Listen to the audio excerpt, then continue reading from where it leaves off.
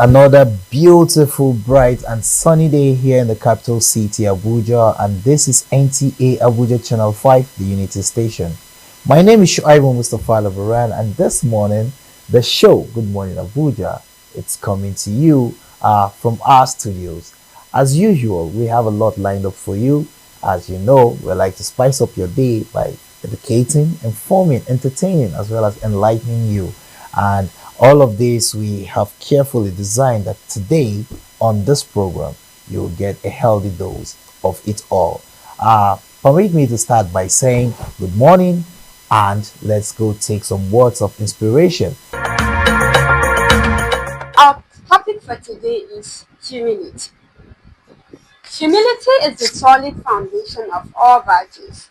True humility is intelligence, self-respect, which keeps us from thinking too highly of ourselves. Embrace humility by focusing on gratitude and recognizing your place in the bigger picture. Embracing humility fosters genuine connections, allows for learning and growth, and ultimately leads to a more fulfilling and meaningful life. You see, when you're humble, you're more open to listening to others and understanding different perspectives, which strengthens relationships and builds trust. Humility promotes empathy and compassion. Humility helps you see the world from others' viewpoint, fostering empathy and a desire to help those in need. Humility is a path to genuine happiness.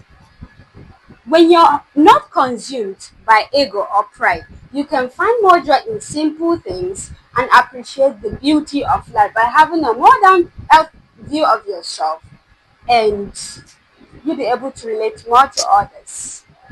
Humility is rare, yet valued accessory that looks good on everyone.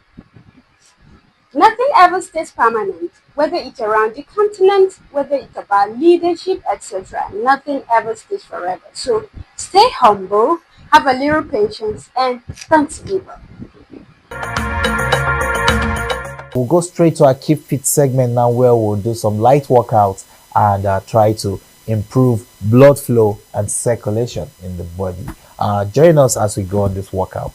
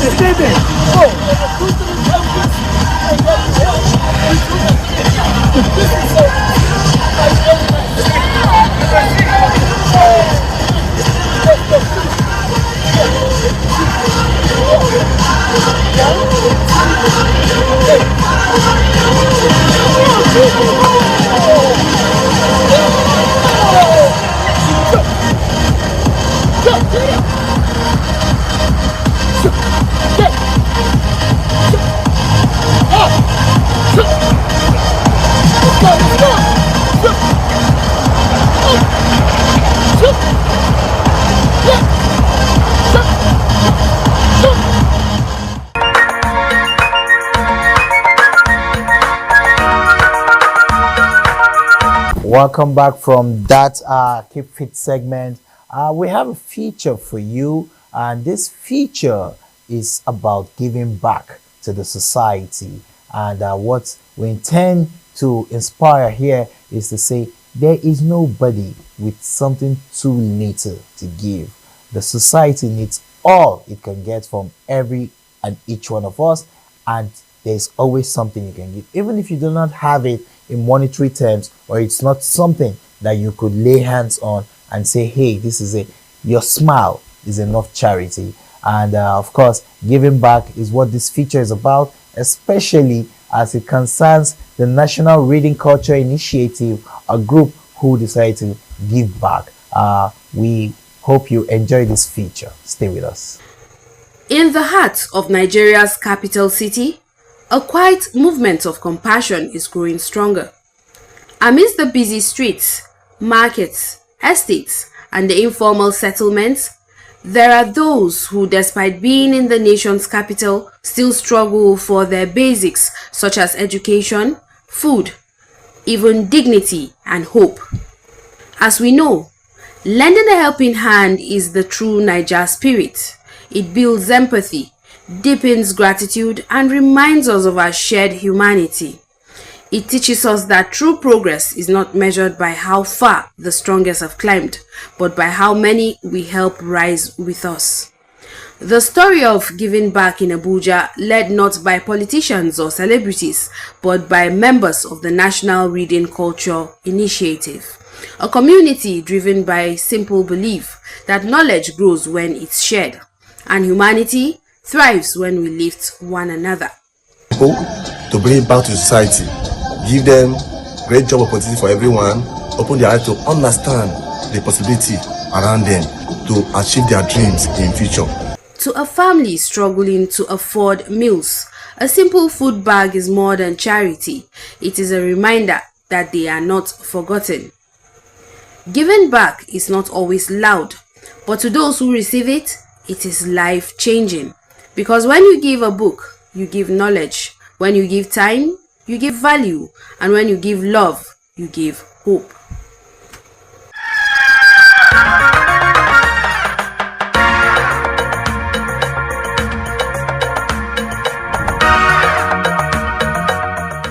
Welcome back. The program is still Good Morning Abuja. We'll go on a short break now. When we come back, we'll bring you our first guest on the show.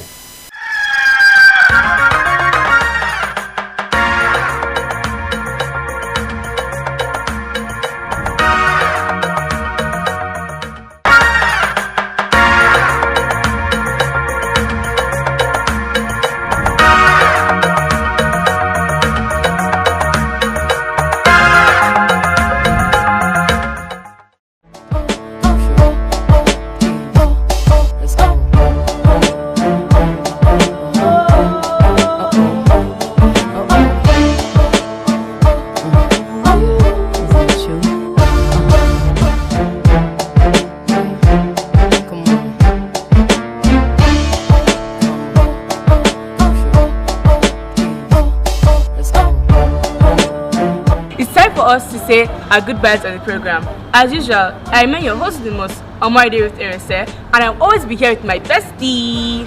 Je m'appelle Oguntayo Olamposi Justina. Speaking French now, from Jordan to Sweden. Adios.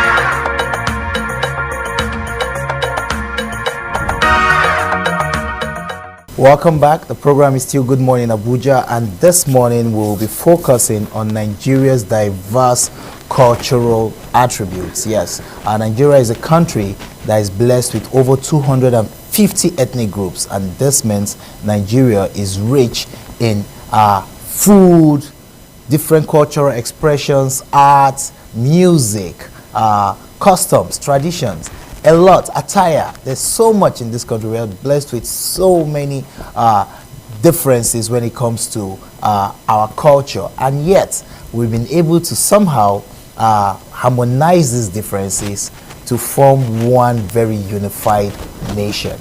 Yes, that is the story of Nigeria. That's why we proudly say we are one of the most united countries or nations in the whole wide world. This morning, our cultural diversity is taking the center stage as we will be discussing how we can harness this for cultural tourism.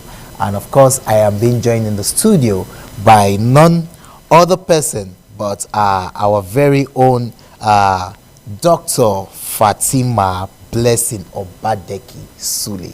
Good morning, ma. Good morning. Welcome on the show. Thank you very much. Yes. Dr. Fatima Obadeki is the chairperson for the Institute of Tourism Professionals of Nigeria, and she's aptly placed to be able to explain how we can harness our cultural diversity for tourism gains. Once again, welcome on the program. Thank you very much. Yes, Nigeria. Yes. Is there a country like this country? There is no other country but Nigeria. I'm telling you, because Every other country follows. we're so blessed. Very. We have different tribes, from the Hausa, the Igbo, the Fulani, Igalas, Idomas, Tiv. Everywhere you go, there are Very tribes that even we Nigerians don't even Very know. rich country. Yes. You know, we have 250 ethnic groups that speaks over 500 languages. Yes, amazing. Amazing. I mean, that is a symbol of strength that we can harness Any day, any day, anytime. anytime, anywhere. Wow. And yet, it looks like we are not harnessing it.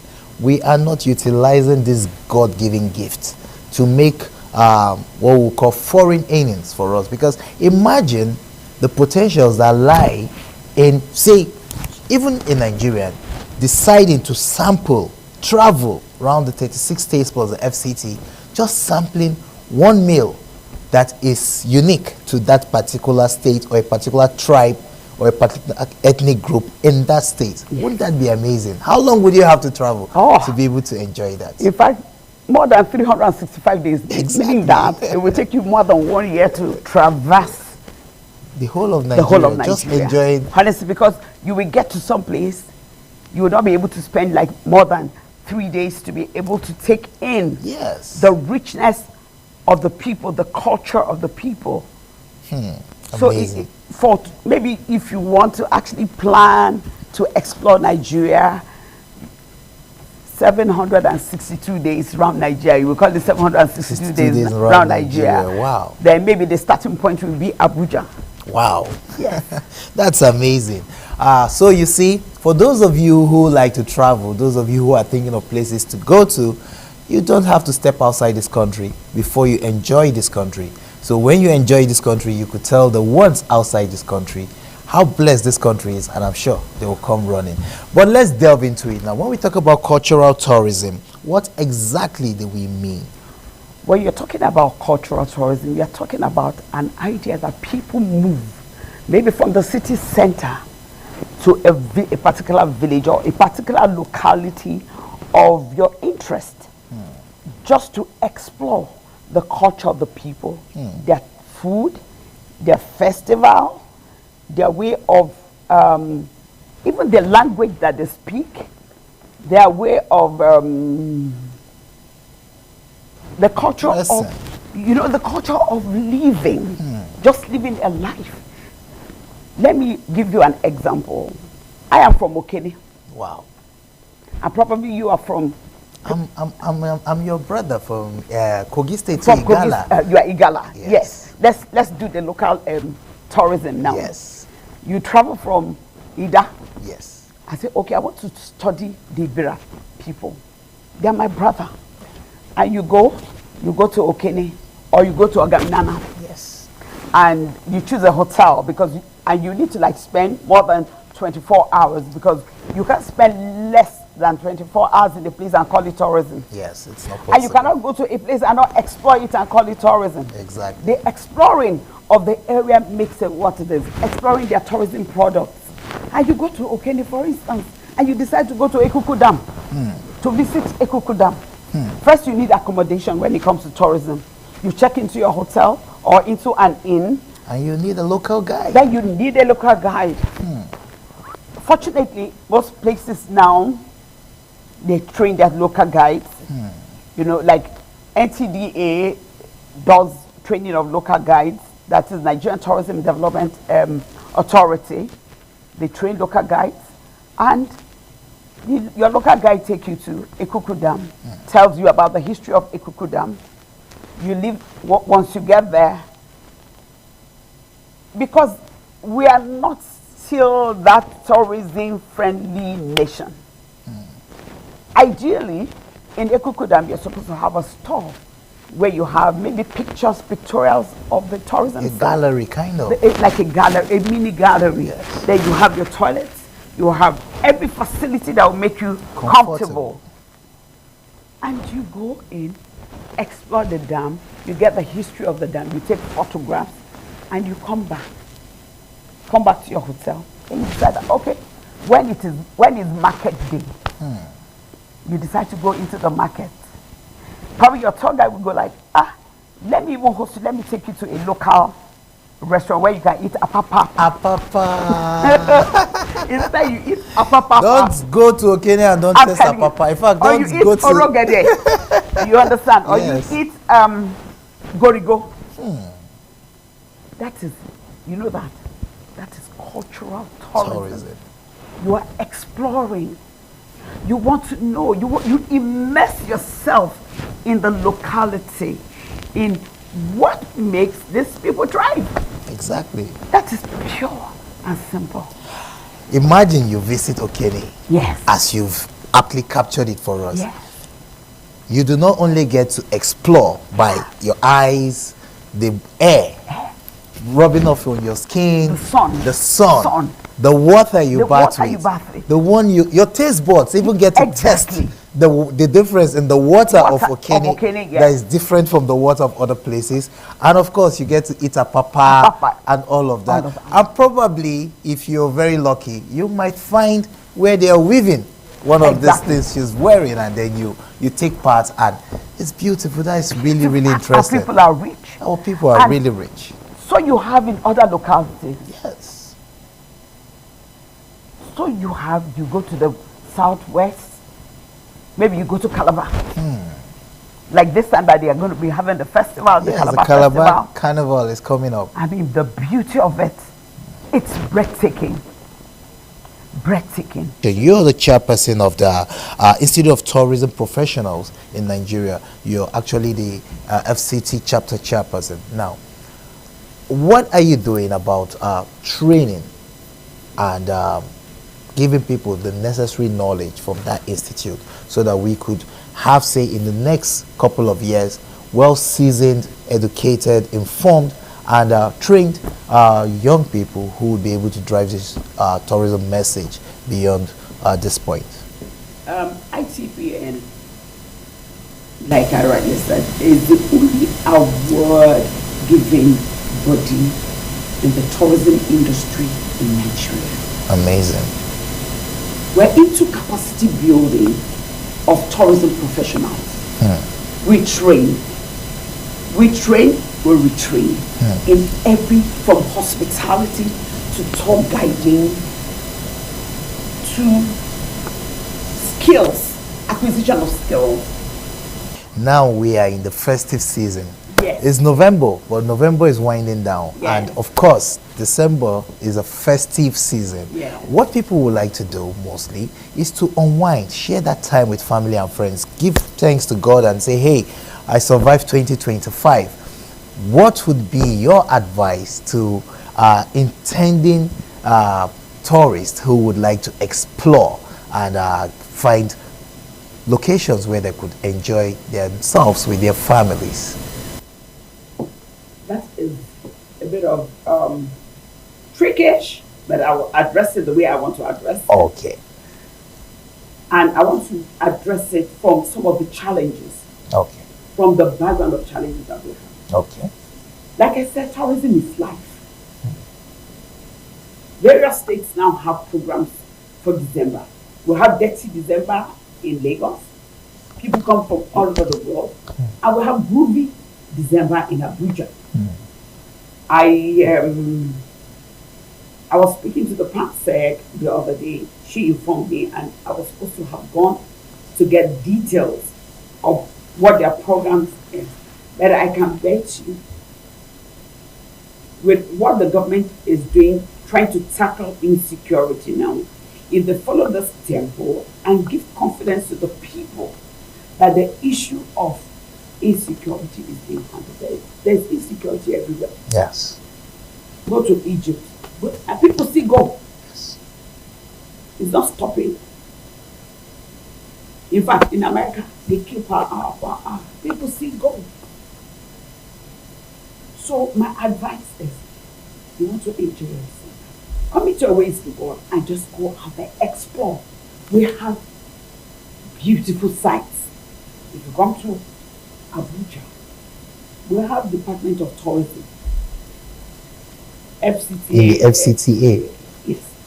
Go, you get a calendar, you have some handbooks, you get it.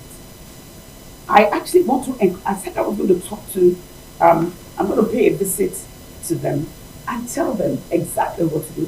All our airports, let us have information books about Abuja, information books about Lokoja, or information books about, Yes. so that travelers can just pick. We just say, oh, as I'm in Abuja, I'm going to go to Zuma. There's Zuma Resort. Yes. Or I'm going to go to Ahmad Farms. Kuje. Or I'll visit the Crush Rock in Ipapi. I'll visit Casper Land at the Stadium. At the stadium. You have Wonderland. So we need to make all this invisible. Or as you turn down the airport on the walls, like you have in London and other places, you say, welcome to Abuja. You can visit this, you can visit that. Tourism education of the public is still a big Yes, thing we that need to do bring into the fore. we need to do something about it. Unfortunately, we've run out of time. I'm having a very interesting and amazing conversation with Dr. Fatima Blessing Obadeki Sule. She's a chairperson for the Institute of Tourism Professionals in Nigeria. And there's so much I would like to hear from her. And I'm sure you're enjoying this conversation because your eyes are beginning to open now to the potentials that lie around us as far as tourism is concerned, especially here in Abuja, but more specifically all over this country. What are you doing about it? How are you contributing? What is your role? You need to find it and make your own contribution. Even if it's by visiting a place. December is fast approaching. What will you be doing this December? How many places do you intend to see?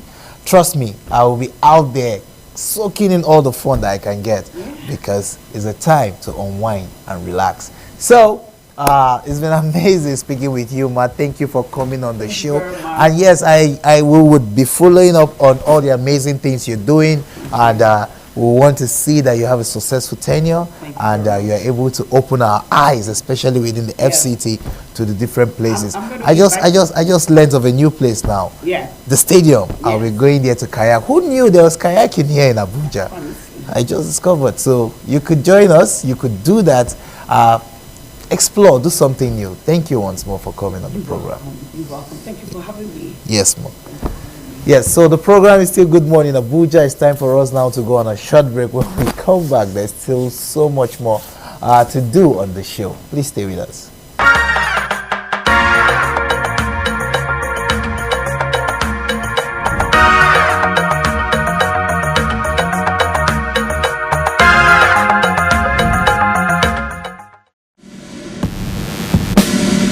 Tired of buying what everybody said. I wanted something new. And when I went to it, I decided to. You're welcome to another wonderful episode of the number one program for women by the women.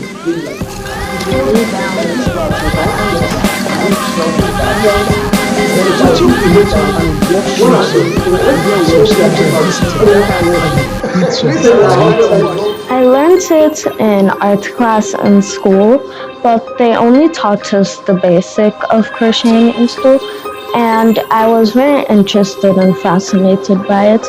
But for the women, we are, let us start from our own part of the world.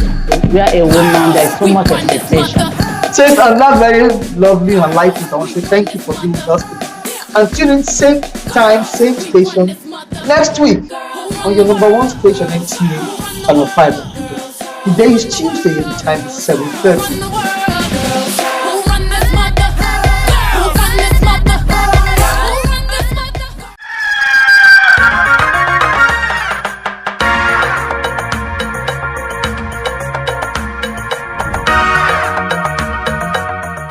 Welcome back. The program is still Good Morning Abuja, and today is the 18th day in this beautiful month of November in the year 2025. Remember, it's the Ember month, which means we have just one more month before we say bye-bye to 2025. Unfortunately, we still have a peculiar problem that is bedeviling our society.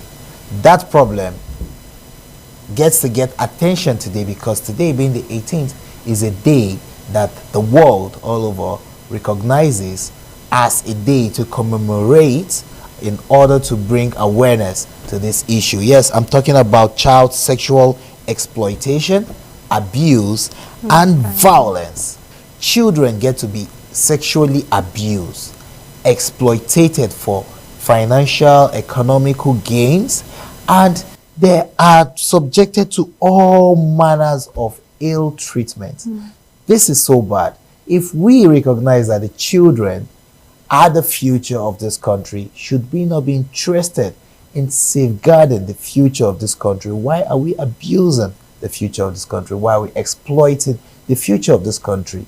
And why are we even having sexual whatever it is with children? This is a disease, I would like to say. And this morning I'm speaking with our in-house counselor. I like our in-house counselor. Her name is Vanessa Inyang. Yes. Good morning, and thank you for coming on the Thank program. you so much for having me. Yes. So our conversation this morning is around today being commemorated as a day to bring awareness to exploitation, abuse, and sexual issues surrounding children. And the whole world has deemed it fit to make this day a day to bring attention to this. Now let's share from you what is going on. That's it, because there's no how to ask this. There's no better way to ask this question. Waiting day happen. This is such a very important question to ask, honestly. I don't know. I feel like somewhere, somehow, the family system maybe lost it at a point, you know. I feel like there's a lot of assumptions that go on. You assume a person should know. You assume a person should know how to have self-control. You assume a person should know how to treat a child. You know, the law is that you should treat younger ones as if they are your siblings, and treat older ones as if they're your parents. So older men and older women, younger men and younger women, as if they're your sisters, your brothers. But somewhere along the line, people have learned to see people as things to be used, not as people.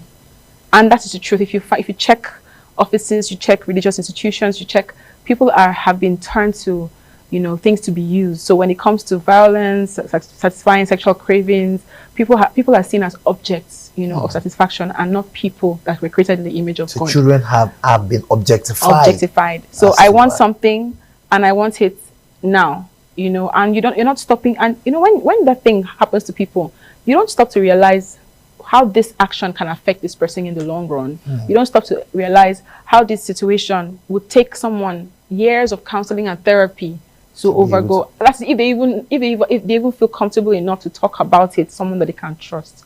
And the issue now is that we've been taught to trust, but we've not been taught to discern. And there's a difference between those two. Please explain this difference. Okay, so you can trust people. I mean, you can trust people that you have been taught to trust. So you can be comfortable and let your guard down around your parents. But the sad thing is that there are even people who their parents, you know, also do the same thing to their children. That is how terrible it has become. Now that brings me to my next question. When you talk about suppression, these acts are not limited to, say, schools, homes, alone. Funny enough, even in the religious places, we have had cases where even those who should carry the authority of God are even the perpetrators of those things. And because people are trying to avoid a scandal, everything is being shushed and covered up. Now, you know, this circle needs to be broken, because if we say somebody did it to me, so I must do it to somebody else, that's not going to heal the society. No, it's not. If we do an eye for an eye, we would all be blind in the society eventually. So what can you advise? What are the steps you ask that victims first take to heal? Secondly, those who are doing it are sick. They might not know it. They might know it. Some might actually do it, and then they come and they begin to regret, why did I do it? How do they also find healing? Okay. I think before I answer these two questions, let me talk to the people who are the wards and the guardians and the parents of the victims and the people who do these things.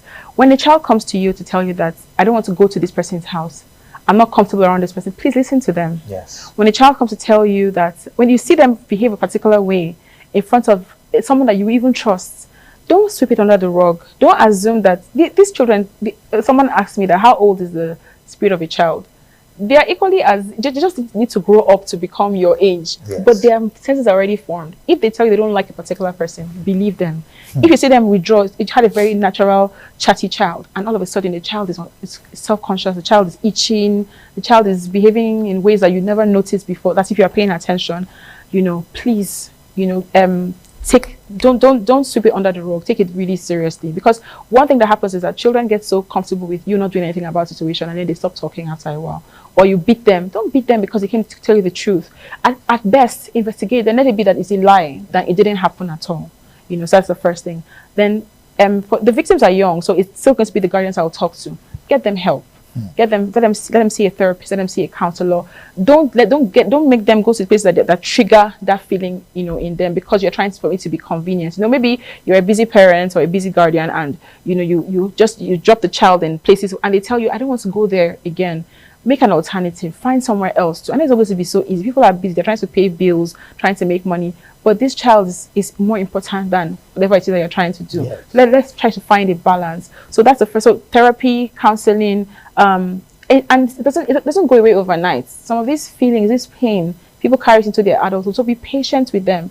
Let them see. And let us be careful about the shame culture that we have. We have a very serious shame culture in Nigeria.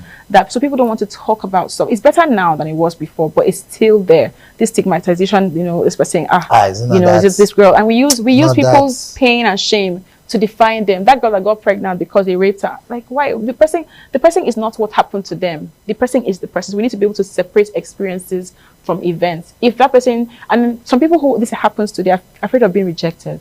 So sometimes they don't want to get married, or they get married, they don't want anybody to touch them. The effects, they go way into adulthood. So however we treat that situation when they come to us is going to determine how they'll go from where they are to where it might happen, in the future. So our response rates, our responses, how we respond is very important. We've spoken so much to the victims, but today I'm talking to people who are caring for the victims. You need to be sensitive. Your words need to be kind. You need to be present for them. And then get them the help that they need. Either through seeing a counselor or a therapist, put them in environments that are safe. Create a safe environment for them to come to you, with this pain if they need to, and all of that. And then get them to be patient enough to see them through the healing that they desire. They might also need to get medical checks, because you don't know if the person who assaulted them, might be a carrier of a disease or something. So they need to get help. Don't barrage them with questions. Let them get the help that they need first. Then you can now do the investigation and the things, later. But at that moment, what you do in that moment is very critical. This is not limited to just sexual abuse, violence as well, but violence and even words you use. Now, exactly. A parent could be the abuser to his own child unknowingly. You, this very stupid child. Those kind of words could actually have effects on the child as he grows up. One of my students even asked me that, because I was talking about how violence is not the way and everything. I was like, but the way that some of our parents beat us, doesn't it tend towards violence? And I tried to explain that, yes, it's good to discipline, but sometimes how you discipline also really matters. Don't discipline a child when you're full of rage, because anything can happen. You can hit them, they can bleed, they can literally pass out. And like I always say, if you shove somebody and the person hits their head and something happens to them, you beat somebody and you hit a very weird nerve. So I believe in discipline. I believe in, sparing the rod and spoiling the child, but I also think that there should be a balance. And some people, in the name of this harm, with discipline this child, at some extremes, you cut them, you inflict pain on them, that is now going too far. And maybe you also need to get to see a therapist if you're that kind of person that disciplines like that. Because maybe that's how they disciplined you when you were much younger. Exactly. So, spare the rod, spoil the child. But don't do it with foolishness. But of course, they did not say you should kill the child, or harm the child. The whole idea is to correct. And we're in modern times. You could correct by more simpler methods, more civil ways, methods, and you will get the same result. Our conversation this morning has been on child sexual exploitation, abuse, and violence in Nigeria as our own contribution towards commemorating today being the World Day for child sexual exploitation, abuse, and violence. And I've been having this very interesting conversation with Vanessa Inyang. It's such a pleasure to have you, join us on the show this morning. You're doing an amazing job. We'd like to thank you for coming. Exactly. The program is Good Morning Abuja. Thank you for coming once more. Thank you for having me. Let's take this musical break now. When we come back, I have an artist I'd like you to experience because he's doing amazingly well in the world of music. Don't go anywhere.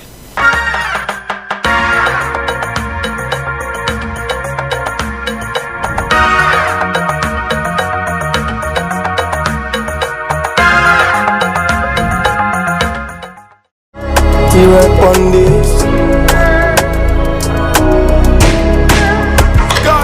I don't know where we did go, I wanna know. Every other day, now different story. Everything we do, now then get the other glory. If I talk, then go ask me who know me. Some of them I even say not holy. Tell me my brother, me and you know who holy.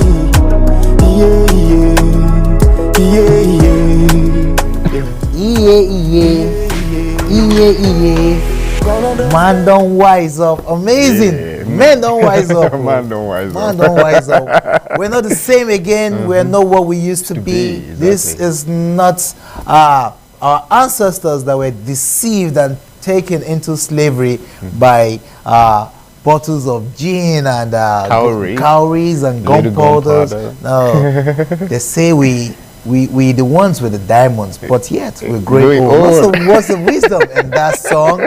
Yes, welcome back if you're just joining us. This is Good Morning Abuja, and I am here in the studio with T-Roy Tiobi, and of course he's a musical artist. We just watched his video.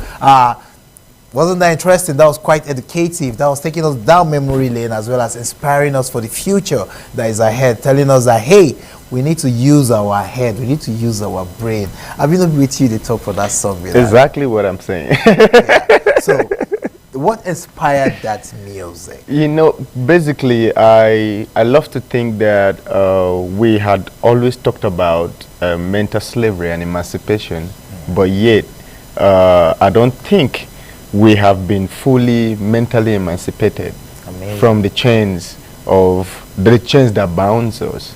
That binds us, you know.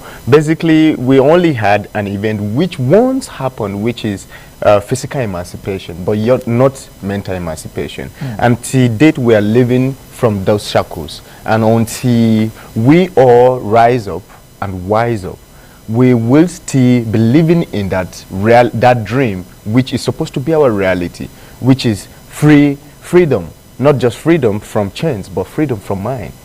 And it will look like this message you're carrying must have been inspired by past work of notable great reggae artists. I know this is the same thing that greats like Bob Marley, Lucky Dube preached. And of course, Fela was also one who told us that we need to understand that we are in what they call neo-colonialism, where they are not directly colonizing us, but they've been able to colonize our mental state into believing that we will be slaves forever. So, in putting this music out, your intention is to reignite the consciousness of the freedom fighters. Tell us a bit more.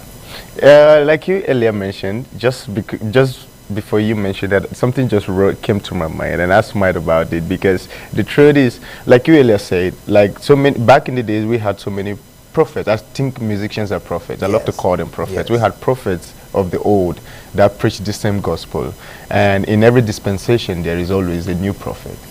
Perhaps this is the time for me to preach the same gospel, but with a different pattern. And that is what I'm trying to do. And for me, I feel like it is my duty. It is a collective duty that we each owe to one another, to remind ourselves of the needful things that we need to do to help us grow from where we are to where we're supposed to be. We've only been dreaming. For instance, we've only been dreaming for a better Nigeria. We've only been dreaming for a better world. We've only been dreaming for a better Africa. But who's going to make the change if not you and I? So this is the time for us to actually make the change. and that is the essence for the message. At a time when almost every musician out there is going commercial, where they're speaking about, you know, the things they sing about, you understand, trying to talk about other things, you are speaking to a message that we've had re-echo through the time. And I like when you said, for every generation there's a prophet. Of course. Now, how would you describe the reception of your message? How have people reacted and responded to it? You know, everything you're saying here, you were talking about here, is what has already happened before. Yes. It's only a repetition and a different time, but it's the same thing. Like even the days of the old, there were prophets that were loud, there were prophets that were true and genuine, but each of them had a particular message which they were preaching, and to whom that was concerned, they consumed it. It's the same thing even in this time. I have people listening, and I have people paying attention, and I have people who their consciousness is reawakening, and that's for me is a fulfillment, because I feel like I'm doing the work which I'm here to do. Basically, yeah, I'm doing my job. I'm doing my work which I'm called to do, and whoever that is in need will come for it. Whoever that is in need will look out for it. So I don't mingle myself with who or with what the world is doing or what the world thinks. I do that which I'm called to do. Amazing. Yeah. Now, in doing this which you're called to do, carrying this message, are there other prophets like yourself who you're linking up by way of collaboration, getting inspiration, and driving this message forward? Of course. Can you share with us? Yeah, I've worked basically in the past with a couple of international musicians, as well as local musicians, and I've done a collaboration with Ali Gardner from US. She's also an inspirational musician. I've worked with Boja. Yeah, he's from Caribbean. Yeah, and I've worked with Francis Atella. We're still working, as a matter of fact. What about within the local? Yeah, Francis Atella. Okay. He's from Nigeria here. Okay, amazing. Yeah. So, aside this works that you're doing and all this amazing thing that you're putting out there, what is the vision you have now?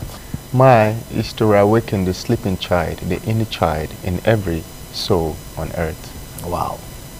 Particularly the blacks, Africans, or every soul? Every child is a child of God. So I'm doing it to everyone. Wonderful. As much as I can go and as far as I can go. But one thing is for certain, even when I leave here, my songs will continue to reign. Amazing. And they will reign forever. And the basic thing, like I want to share, is to remind people that you have the power. I talked about inner child here. Let me expatiate a little bit on that. Okay. The inner child knows fear, have no worries, and know no bounds. That's why you could see a child do anything. Like you see a child going to the fire, close to the fire, and they never care about it. And you be the one worrying for them because they believe everything that is pure. But it's pure, exactly. As a child, a child will always say, "I'm going to report you to my dad." Because he believes his dad is like a hero. Yes. He believes that whatever he wants as a child or she wants as a child, the parents can cater for that. That is the real child. The real child is not worried about the clothes to wear or the food to eat. The real child is living happily because that is where the power of creation even lies, in happiness. Amen. So if you and I can get back to tap into our inner child, I promise you we will see that here is actually heaven, and here dreams come true. Yes, and everything we tend to celebrate here is all vanity in actual reality. Exactly. Amazing. That's it. Me too. I have some flows. But before you get to feel some of my flows, I would like us to get a freestyle. As an inspirational musician that you are, could you just inspire us this morning by blessing us with a freestyle? Oh, okay. There is this beautiful song I'm working on. Amazing. Yeah, I want to share it with you. You know, you guys will be the first to. Yeah, you guys will be the first to hear this one. You hear it first from here. I put my hands and my trust in the hands of the Maker while I'm chasing the paper. Oh, though I fall, I will rise. It will get better tomorrow, where there will be no more sorrow. I'll put my hands and my trust in the hands of the maker. Well, I'm chasing the paper. Oh, though I fall, I will rise. It will get better tomorrow, where there will be no more sorrow. Amazing. Yeah. Where else would you put your trust if not in the maker? Yeah, even though you're out there chasing the paper. Yeah, man. My December is just about to get dirty because there'll be some inspirational flow to walk into the new 2026 with, by the grace of God. That will be my team song for the for next year. So get ready to listen to that song because T-Roy is going to be blessing us with that song. Exactly. Thank you so much for coming on the show. Thank you so much for bringing back inspirational music to us and reawakening our consciousness to understand that yes, this world is just a temporary place, but that. our soul is destined for somewhere greater. And exactly. if we could tap into that inner soul, that childlike soul, that is where the peace, the joy, and the happiness lays. And we wish you all the best in all your future endeavors, especially with the song we look forward to enjoying this December. It's T-Roy, people. This is Good Morning Abuja. It's time for us to take a little bit more of T-Roy's music, and when we come back, the show continues. Stay with us. When my people were given enslaved for a bottle of gin, calories and little gunpowder.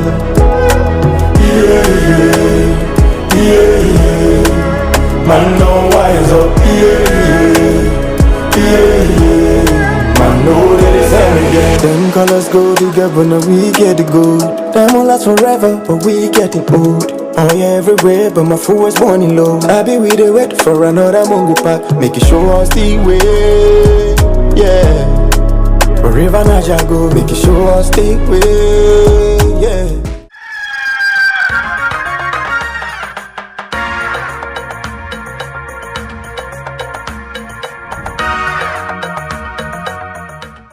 Welcome back. The show is still Good Morning Abuja. I hope you've been having an amazing time. We are having a very wonderful time here this morning. It's time for us now to take this feature. This feature is actually put together to commemorate today, the 18th day of November, as the World Day for Abuse, Sexual Violence, and of course, exploitation of children. That is the day for child exploitation, abuse, and sexual violence. We want to bring attention to this day, to these issues, so that we'll be able to do better as a people, as a society, as a community, and as a nation. We all have a part to play. If you do see something that is wrong, you owe it a duty to everyone to say something and draw these children closer, protect them. They are the future of this beautiful country called Nigeria. Let's see this feature. Every child deserves to grow up in safety, to laugh freely, to dream without fear. Yet, across Nigeria and around the world, too many childhoods are stolen by silence, shame, and abuse. Each year, countless Nigerian children, boys and girls, fall victim to sexual exploitation, abuse, and violence. Many are too afraid to speak, too scared to be believed, and too broken to heal alone. Today, as the world marks the World Day for the prevention and healing from child sexual exploitation, abuse, and violence, Nigeria joins in the call to protect, to listen, and to heal. Child sexual abuse is not just a crime, it is a betrayal of trust, a wound that runs deep into the heart of our society. From bustling cities like Lagos and Abuja, to quiet villages across the north and south, there is hope across the nation. Individuals and organizations are standing up. Social workers and teachers, faith leaders and survivors are breaking the silence. Nigeria have made progress with the Child Right Act, the Violence Against Persons Prohibition Act, and community awareness campaigns that empower survivors to speak and seek justice. Injustice begins when the society refuses to stay silent. On this World Day for the Prevention and Healing from Child Sexual Exploitation, Abuse and Violence, let us remember protecting children is not just a duty of government or law enforcement. It is a responsibility we all share. Every parent, teacher, leader, and neighbor can make a difference by speaking up, by educating, by listening, by acting, because every child deserves a future free from fear.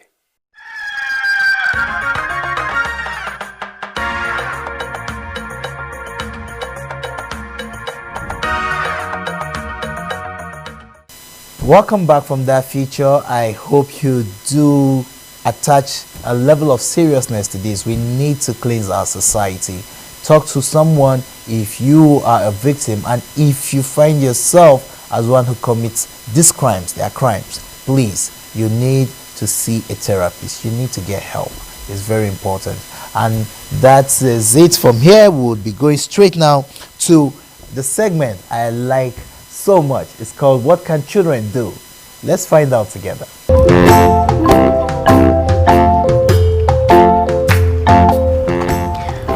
My name is Alamkwasi Justina Oguntayo. And my name is Itamani Ensa. Welcome to What Can You Do?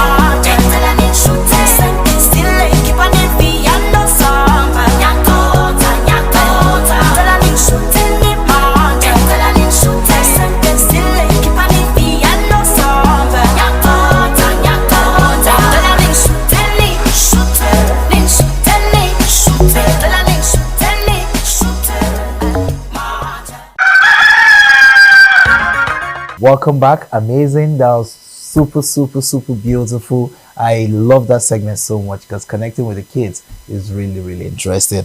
And from there now we'll go see what the weather outlook for today would be like. Remember, we are approaching the Harmattan season. We are not fully in the season yet here in Abuja, but trust me, within the next 1 week we should be in the Harmattan season with all the cold and dryness of the weather and all of that. So protect yourself. Make sure you always rub ointments. Petroleum jelly should be your friend at this time. And for those of you who have very dry skins, I think you need to talk to your dermatologist and get good creams and what to protect your skin. It's very important we do. This is Harmattan season that's fast approaching, but weather update is up next on our show.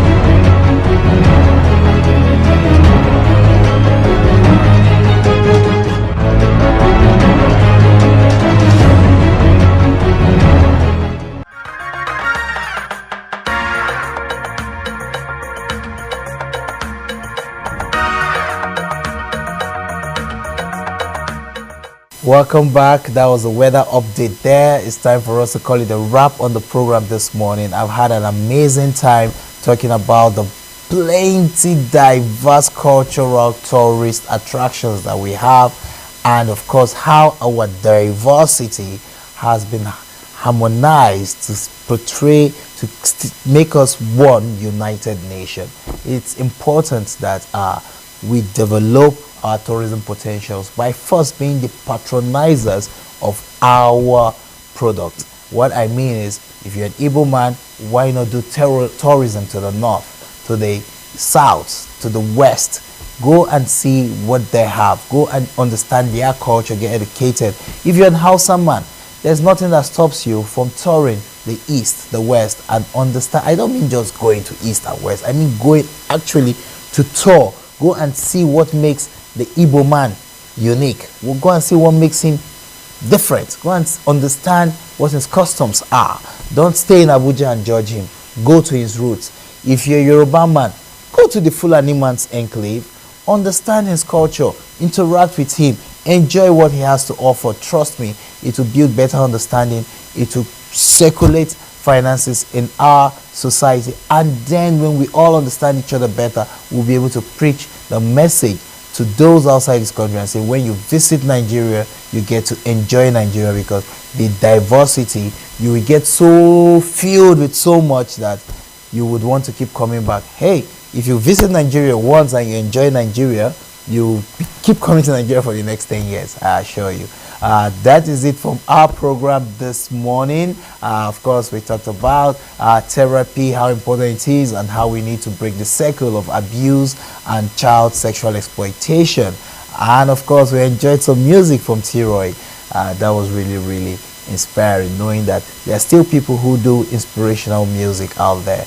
And the program has just been beautiful today. My name is Shuaibu Mustafa Labaran. This is NTA Channel 5 Abuja, the Unity Station. Do have yourself a lovely day ahead. On behalf of the entire production crew, we would like to say good morning.